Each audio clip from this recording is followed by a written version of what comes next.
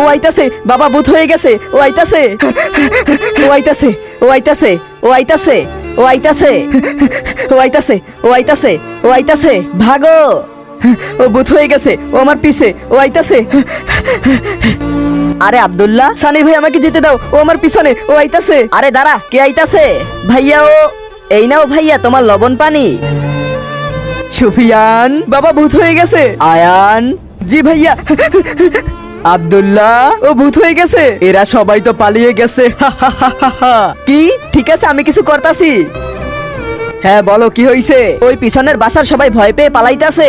আচ্ছা, তাহলে আমি কি করব? তুমি খোঁজ নিয়ে বলো ওদের সাথে এসব কেন হইতাছে। আচ্ছা ঠিক আছে, আমি দেখতাছি।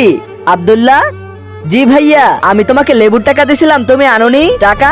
হ্যাঁ এই তো ভাইয়া, আমি ভুলে গেছিলাম, এখনই লেবু নিয়ে আইতাছি। ঠিক আছে।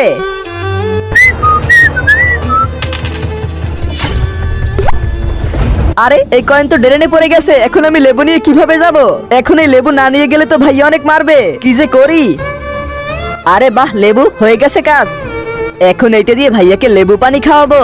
তারা তো বন্ধুরা, তোমরা যদি এই ফটোটিকে ভালোবেসে থাকো অবশ্যই চ্যানেলটি লাইক এবং সাবস্ক্রাইব করে দিবে। এই লেবুতে তো অনেক রস আছে, গিয়ে ভাইয়াকে খাইয়ে দেই, অনেক স্বাদ এসে পড়বে। এই নাও ভাইয়া তোমার লেবু পানি।